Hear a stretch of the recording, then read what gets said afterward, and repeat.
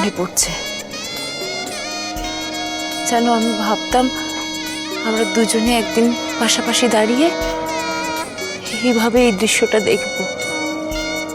আমি কোনোদিনও স্বপ্নেও ভাবিনি যে তুমি আজ আমাদের মাঝখানে থাকবে না, মেয়ের বিয়েটাও তুমি দেখে যেতে পারবে না।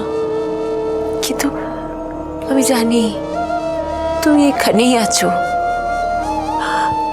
আমাদের মাঝেই আছো। আমাদের মেয়েকে তুমি আশীর্বাদ করছো। আমি জানি ও সুখী হবেই, কারণ কোথাও না কোথাও তুমি তো আছো।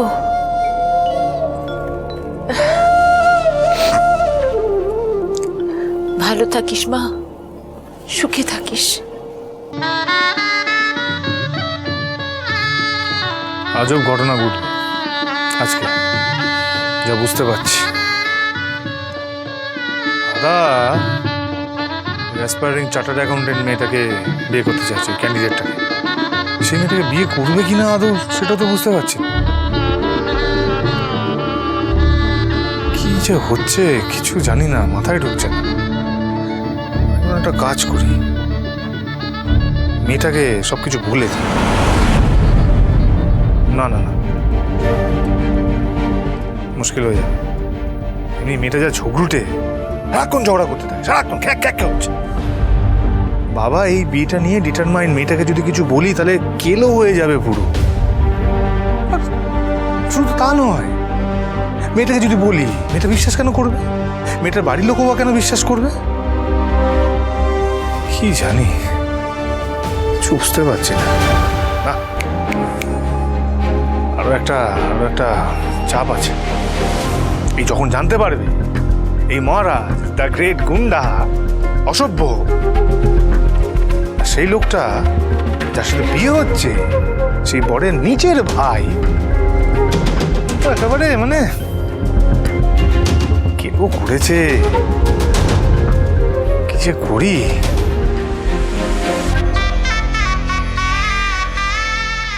এই রিয়া, মা কোথায় রে? ওই দেখ। আরে আজকেও মা, তুমি কেন করতে গেলে? আমাকে দাও, আমি করে দিচ্ছি। দাও। আচ্ছা পূজা, এতদিন এত বিয়ের মালা তুই নিজে হাতে গেঁথেছিস, তাই বলে নিজের বিয়ের মালাটাও নিজেই গাঁথবি? তাতে কি হয়েছে মা? মা, দিদির বিয়ের মালা গাঁথলে 7 জন্মের মতো বাধা পড়ে সবাই বলে। তুমি দাও না, ওকে গাঁথতে দাও, ভবিষ্যৎ নিয়ে নিশ্চিন্ত তাহলে। দেখেছো মা, দেখেছো কি পাকা হয়েছে, দেখেছো? না না, সে কথাটা তুই ঠিকই বলেছিস। তবে কি জানিস তো, মা হিসেবে আমারও তো একটু হাত যশ আছে, তাই পূজার বিয়ের মালাটা আমি নিজেই গাঁথবো, আর সেই মালাতেই তোদের মালা বদল হবে। বাহ,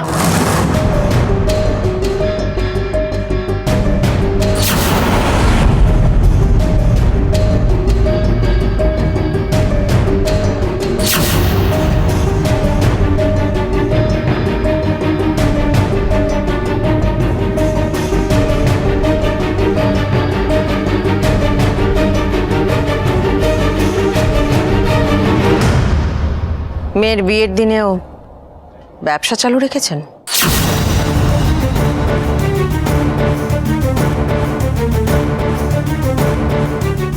যাই হোক, আমি পূর্ণিমা মুখার্জি, সোমনাথের মা।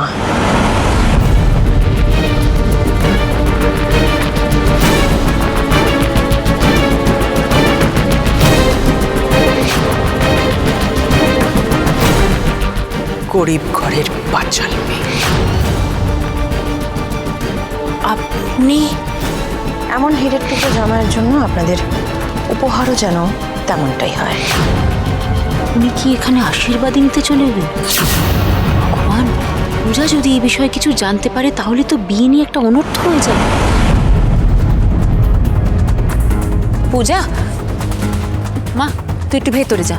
কিন্তু মা, আমি রিয়া, দিদিকে একটু ভেতরে নিয়ে যা, আমরা একটু কথা বলে নিই। যা ভেতরে যা মা, যা দিদিকে নিয়ে যা।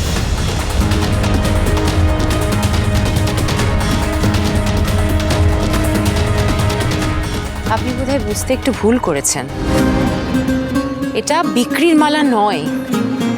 আমি আমার মেয়ের বিয়ের জন্য মালা গাচ্ছি। সেটা তো অর্ডারও করা যেত।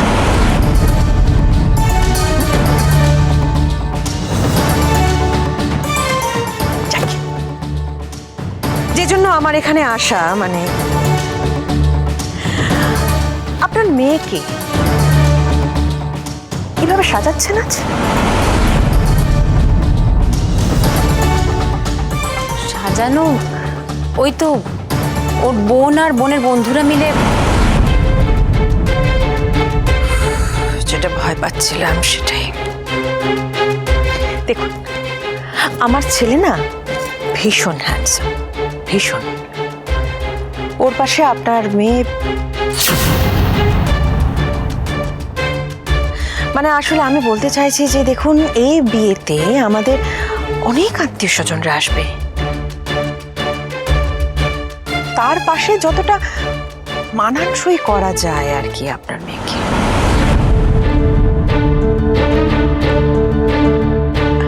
আমার এক বন্ধু, তার বিউটি পার্লার আছে।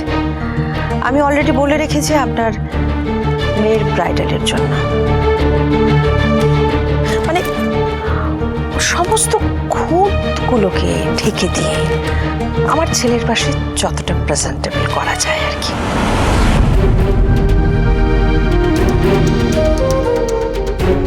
কার্ডটা, এটাতে পার্লারের নাম আর অ্যাড্রেস লেখা আছে। যাক বাবা, পূজার সামনে আশীর্বাদের কথাটা তোলেননি, এই অনেক। আসি। এ কি চলে যাবেন? একটু মিষ্টি মুখ করে যান। যখন তখন যেখানে সেখানে খাবার অভ্যেস আমার নেই। আসি।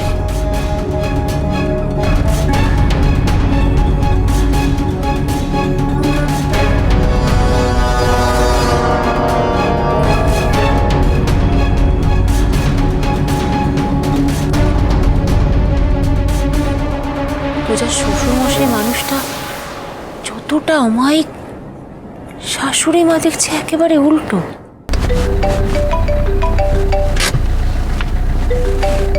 আরে এ তো মনে হচ্ছে ওই ঝগড়ুটি বাড়ির মেয়েটা, ওদের বাড়ি থেকেই বোধহয় ফোনটা এসছে। আমাকে ফোন করছে কেন? ফেলে গেল নাকি? কই না তো।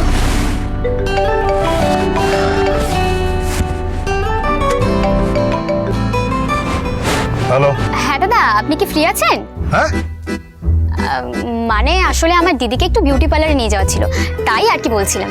এই পার্লারে যাচ্ছে, চল বসকে বলতে হবে, চল চল। পার্লারে? হ্যাঁ আসলে বুঝতে পারছি, মানে আগে থেকে বলা ছিল না, কিন্তু দেখুন না যদি একটু হয় আর কি, দেখুন না প্লিজ। আরে পার্লারে গিয়ে কি করবেন? আমি একটা কথা বলি, শুনুন।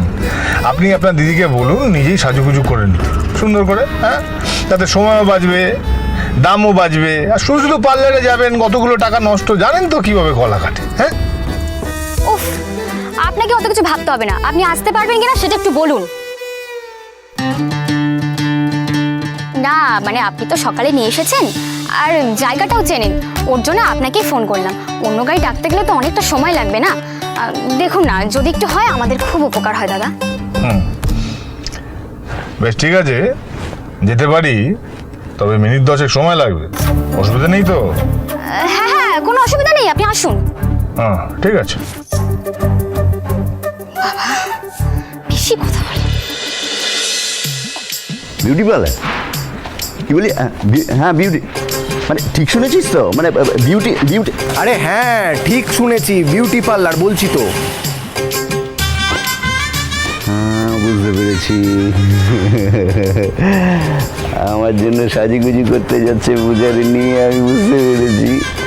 হ্যাঁ বলছি এবার তাহলে কি করব বস?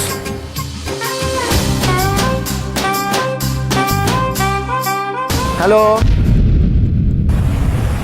হ্যালো বস, কি করব? হ্যাঁ কী করবি কী করবি কী করবি বলতো? তোর একটা কাজ কর, তোরা না এক্ষুনি গাড়িটা নিয়ে বেরিয়ে যা, গাড়িটা নিয়ে বেরিয়ে যা। ওরা বিউটি পার্লারে যাওয়ার জন্য যে গাড়িটা বুক করেছে সেটা ওখানে পৌঁছানোর আগেই তোরা পূজারিনীকে নিয়ে আমার কাছে চলে আসবি। কথাটা বুঝতে পেরেছি? কথাটা কি মাথায় ঢুকেছে না ঢোকে নেই? হ্যাঁ হ্যাঁ ঢুকেছে ঢুকেছে। রাখলাম।